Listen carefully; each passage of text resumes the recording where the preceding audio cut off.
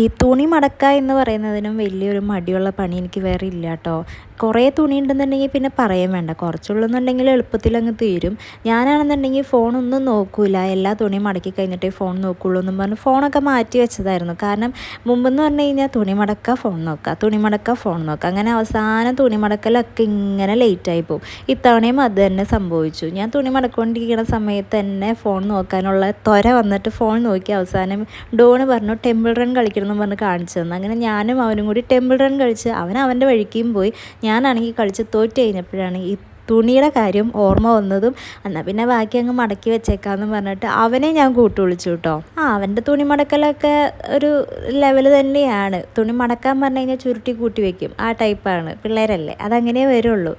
അങ്ങനെ അതൊക്കെ കഴിഞ്ഞിട്ട് നമ്മൾ ചായക്കുള്ള കടി ഉണ്ടാക്കാൻ വേണ്ടിയിട്ടിരുന്നു. ഇതുണ്ടാക്കിയത് മുഴുവൻ അമ്മയാണ്. ഞാൻ ലാസ്റ്റത്തെ ആ ഒരു പോർഷൻ മാത്രം ഇങ്ങനെ കോരിയിട്ടുള്ളൂ കേട്ടോ. കാരണം ഞാൻ തുണി മടക്കണേ ആയിരുന്നല്ലോ, എനിക്ക് തുണി മടക്കാൻ തന്നെ കുറേ നേരം വന്നിട്ടുണ്ടായിരുന്നു. അപ്പോൾ അതിൻ്റെ ഇടയിൽ അമ്മ പഴംപൊരിയൊക്കെ ഉണ്ടാക്കി കേട്ടോ. അമ്മയുടെ പഴംപൊരി എന്ന് പറഞ്ഞു കഴിഞ്ഞാൽ വൻ വിറ്റാണ്. അമ്മ ഒരു 2 പഴംപൊരിയിൽ ഒരു 10-20 എണ്ണം ഉണ്ടാക്കും. അല്ല, 2 പഴത്തിൽ ഒരു 10-20 പഴംപൊരി എങ്കിലും ഉണ്ടാക്കും. അത്രയും നൈസായിട്ട് അത്രയും കുഞ്ഞായിട്ടാണ് അമ്മ പഴം അരിയുക കേട്ടോ. അങ്ങനെ ആ പഴംപൊരി ഉണ്ടാക്കി അവിടെ വെച്ച് ഞാൻ ചായ വയ്ക്കുമ്പോഴത്തേക്കും ഒരുത്തൻ വന്ന് പഴംപൊരി പാത്രം എടുത്തിട്ട് പോയിട്ടുണ്ട് കേട്ടോ. ഇവർക്ക് ഭയങ്കര ഇഷ്ടമാണ് പഴംപൊരി എന്ന് പറഞ്ഞു കഴിഞ്ഞാൽ. നമ്മൾ മിക്കപ്പോഴും പുറത്തുനിന്ന് വാങ്ങാറുള്ള പതിവ്. കാരണം ഇവിടെ നേന്ത്രപ്പഴം നമുക്ക് ഇതുവരേക്കും കിട്ടിയിട്ടുണ്ടായിരുന്നില്ല. ഞങ്ങൾ വന്നിട്ട് ഇപ്പോൾ ഇന്നേക്ക് 5 മാസമായിട്ടോ. 5 മാസത്തിൽ ഈ ഒരു 2-3 ദിവസമാണ് ചാച്ചൻ പോയിട്ട് മറ്റേ നേന്ത്രപ്പഴം വാങ്ങിയിട്ട് വന്നത്. അത് നല്ല നേന്ത്രപ്പഴം, നമ്മുടെ നാട്ടിൽ കിട്ടണ പോലത്തെ നല്ല നാടൻ നേന്ത്രപ്പഴമായിരുന്നു കേട്ടോ. നല്ല രസമുണ്ടായിരുന്നു, വെറുതെ കഴിക്കാനായാലും പഴംപൊരി ഉണ്ടാക്കാനായാലും. അപ്പോൾ അങ്ങനെ ഓഫറിൽ ഈ പഴം കിട്ടിക്കഴിഞ്ഞപ്പോൾ കുറച്ചധികം വാങ്ങിച്ച് അങ്ങനെ നമ്മൾ പഴംപൊരി ഉണ്ടാക്കി കേട്ടോ. കാരണം ഇവർ പഴം പുഴുങ്ങി കൊടുത്താലൊന്നും ഇവന്മാർ കഴിക്കലൊന്നുമില്ല, അല്ലാണ്ട് കൊടുത്തു കഴിഞ്ഞാലും കഴിക്കലൊന്നുമില്ല. അപ്പോൾ എന്തെങ്കിലും വയറ്റിലേക്ക് ചെല്ലട്ടെ എന്ന് വിചാരിച്ചിട്ട് നമ്മൾ പഴംപൊരി ഉണ്ടാക്കി. അധികം ഓയിലല്ല കേട്ടോ, കുറച്ച് ഓയിലിൽ.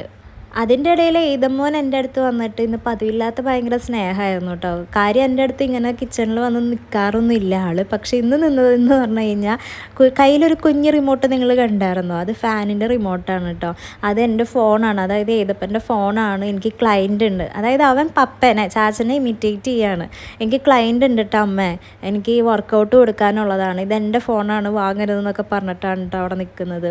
അപ്പം ഞാനിപ്പോൾ കാണിച്ചു തന്നില്ലേ പഴംപൊരി, അതാണ് അമ്മ ഉണ്ടാക്കുന്നത് പഴംപൊരിയുടെ സൈസ് എന്ന് പറഞ്ഞിട്ടുണ്ടെങ്കിൽ കേട്ടോ. പക്ഷേ ആ പഴംപൊരി കഴിച്ചിട്ടൊന്നും എൻ്റെ വയറങ്ങ് നിറഞ്ഞില്ല. എനിക്ക് അത്യാവശ്യം ചെറിയൊരു വിശപ്പുണ്ടായിരുന്നു. അങ്ങനെ ഞാൻ 2 ബുൾസയും കൂടി അടിച്ച് കയറ്റാമെന്ന് വിചാരിച്ചു. പക്ഷേ എനിക്ക് ഇവിടുത്തെ മുട്ട അങ്ങോട്ട് തീരെ ഇഷ്ടപ്പെടുന്നില്ല. കാരണം ഒരു പ്ലാസ്റ്റിക് ടച്ച് പോലെയൊക്കെ തോന്നുന്നുണ്ട്. ബുൾസൈ ഉണ്ടാക്കി നോക്കിക്കഴിഞ്ഞാലും എന്തോ ഒരു പ്ലാസ്റ്റിക് പോലെയൊക്കെ കിട്ടിയതങ്ങ് കഴിക്കാൻ തന്നെ. അപ്പോൾ ഇത്രയൊക്കെയുള്ളൂ. നമുക്കിനി അടുത്ത വിശേഷം അടുത്ത വീഡിയോയിൽ കാണാം.